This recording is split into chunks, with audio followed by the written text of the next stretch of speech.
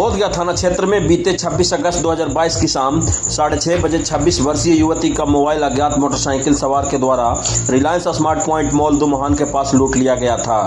लूट के आवेदन पर पुलिस ने कार्रवाई करते हुए 2 युवकों को पकड़ा है। पकड़े गए दोनों युवकों ने एक नाबालिग भी है, जिसे बाल सुधार गृह भेजा जाएगा।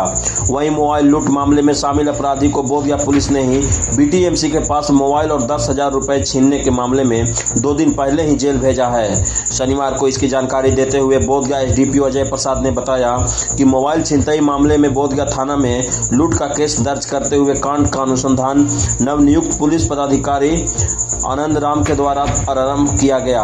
अनुसंधान के क्रम में वैज्ञानिक और तकनीकी साक्ष्यों के आधार पर टनकुप्पा थाना क्षेत्र के अकुरावा गांव के रहने वाले राजकुमार पासवान के 19 वर्षीय पुत्र करमवीर कुमार को पकड़ा गया है, जिसमें नाम का सिम लूटे गए मोबाइल में इस्तेमाल किया जा रहा था।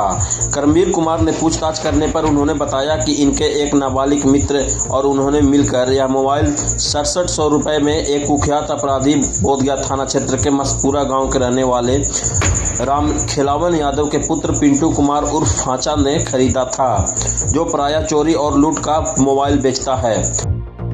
देखिए 26 अगस्त 2022 को लगभग शाम 5:30 बजे की घटना है। एक छात्रा है, वो दुमहान के पास रिलायंस स्मार्ट पॉइंट के पास कुछ शॉपिंग करने के लिए गई हुई थी। तो जब वो स्मार्ट पॉइंट के पास उतरी तो उस समय एक मोटरसाइकिल सवार लड़के ने आकर के उसका मोबाइल उनसे छीन लिया।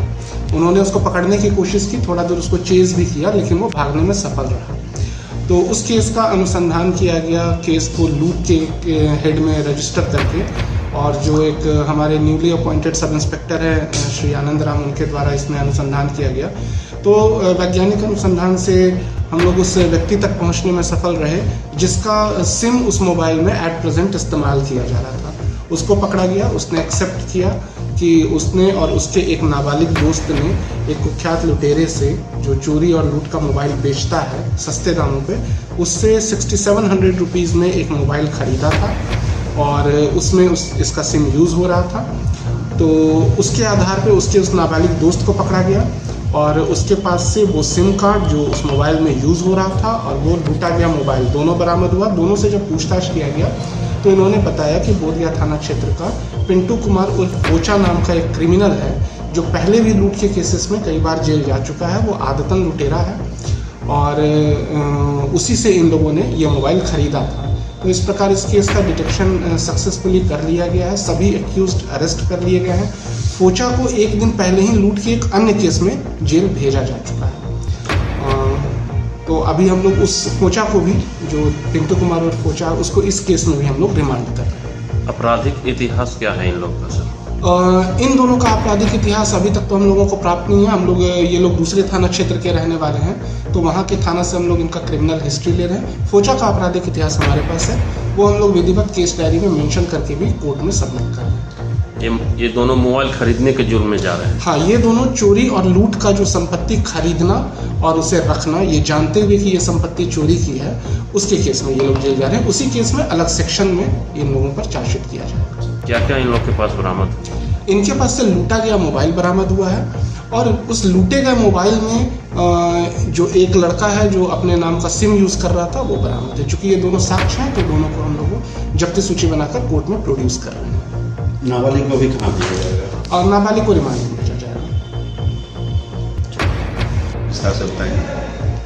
मेरा फ़ोन 26 अगस्त के दिन होटल दुमहान पे होटल सिद्धार्था इंटरनेशनल के सामने स्मार्ट पॉइंट है, वहाँ से मेरे हाथ से एक बाइक वाले ने छीन करके ले लिया। और फिर उसके बाद मैं आकर के बोधगया थाना में अपना FIR रजिस्टर्ड करवाई थी 28 तारीख को। 2 दिन मैं अपनी तरफ से कोशिश की खोजने का, लेकिन नहीं मिला। तो फिर मैं 28 तारीख को बोधगया थाना में आकर के FIR रजिस्टर करवाई थी। क्या आपका मोबाइल मिल गया है? हाँ जी सर, आज मेरा मोबाइल मिल गया है। कितने लड़के थे छीनते? एक लड़का था बाइक से। अब कहाँ जा रही थी? मैं स्मार्ट पॉइंट जा रही थी, रिलायंस स्मार्ट पॉइंट, कुछ सामान परचेज करने के लिए। क्या समय रहा होगा? समय हो रहा था 6:50 अप्रॉक्स 6:50 रहा होगा, 6:50 7 बजे। हाँ, शाम के 6:50। आपने उसको पकड़ने की भी कोशिश हाँ, मैं उसको पकड़ने की कोशिश की, मैं उसके पीछे भागी भी, थोड़ा सा उसने बाइक स्लो कर दिया, मेरे हाथ में कुछ सामान था, मैंने उसे फेंका कि उसे लगे और वो रुक जाए, बट वो रुका नहीं, थोड़ा सा बाइक स्लो किया और फिर बहुत तेज़ी से भाग गया।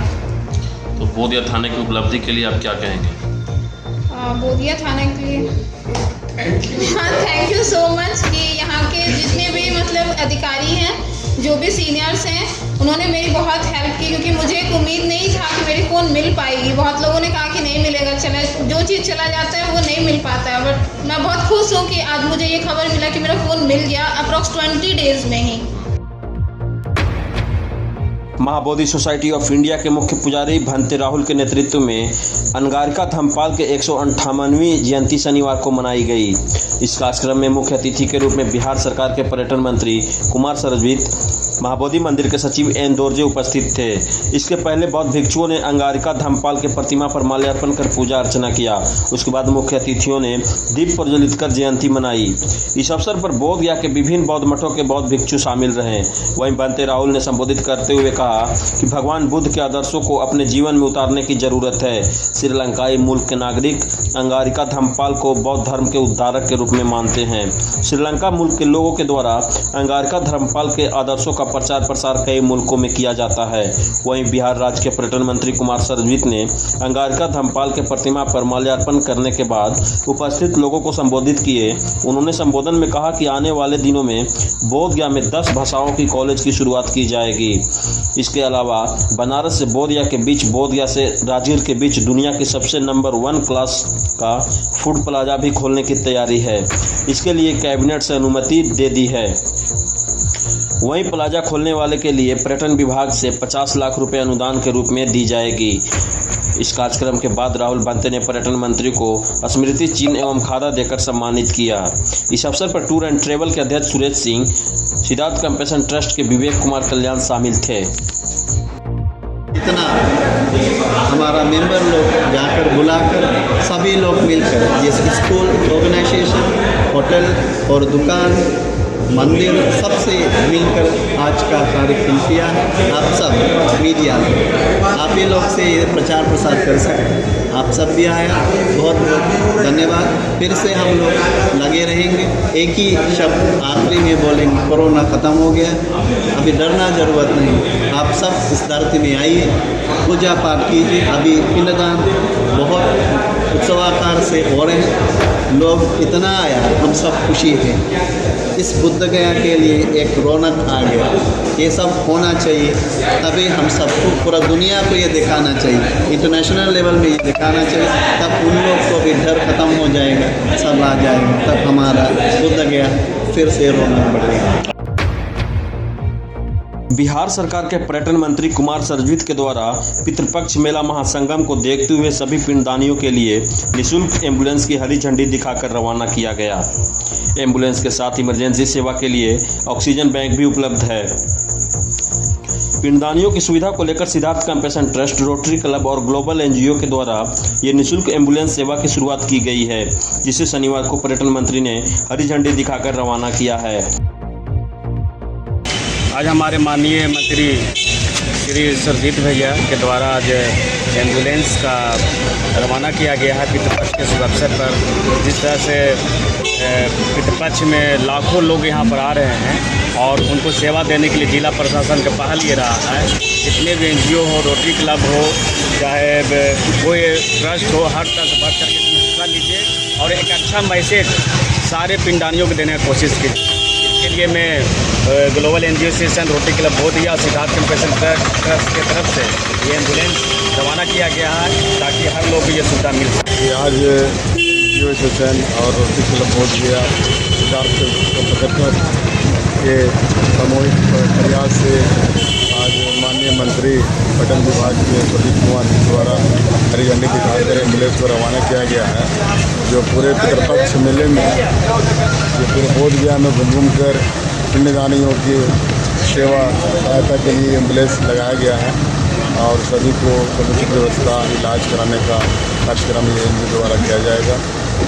जिसके तहत आज हम लोग इस कार्यक्रम में आए हैं और हमारा NGO जो है बोध गया का ये पूरे हर समय, चाहे कोविड हो, चाहे पिंड का कार्यक्रम हो, किसी भी समय में हमेशा सभी के साथ है, सभी के सहयोग के लिए। मैं आनंद विक्रम, महासचिव NGO सेशन बोध गया। प्राइवेट नंबर भी दिया गया है क्या उसको कॉन्टेक्ट करने के लिए? किस प्रकार कॉन्टेक्ट किया जाएगा? कॉन्टेक्ट उसमें नंबर लिखा हुआ है, दिया गया है। विवेक जी जो है इनके 77 चेयरमैन जो है सभी जगह बैनर लगा करके और वहाँ पे एक नंबर जारी किए हैं जिसमें कहीं भी कोई भी कॉल करके बुलाया जा सकता है। कितनी दूरी के अंदर लोगों को सहायता पहुँचाएंगे? ये यहाँ से छत्रपति नदी तक है, फिर तंगी जो है वहाँ तक है। पूरे बोध गया में इसे घूम घूम कर ये कार्यक्रम चलते रहेंगे। जहाँ भी आवश्यकता पड़ा पिंडदानियों के सहयोग के लिए वो कार्यक्रम करते रहेंगे। विवेक जी ने जो है NGO यूनियन के तरफ से जो है एम्बुलेंस एक दिया है, ये बहुत बड़ी बात है। गरीब लोग परेशान रहते हैं, तो है कि इनको टेलीफोन करिए और बिना कोई पैसा का ये जो है अस्पताल पहुंचा देंगे। 24 घंटा सेवा है। और पितरपक्ष आप जानते हैं कितना बड़ा महापर्व है। इसमें जो है हमारे सब अधिकारी लोग, हम स्वयं सारे लोग परेशान हैं अच्छा व्यवस्था देने के लिए। रात दिन हम लोग कोशिश कर रहे हैं।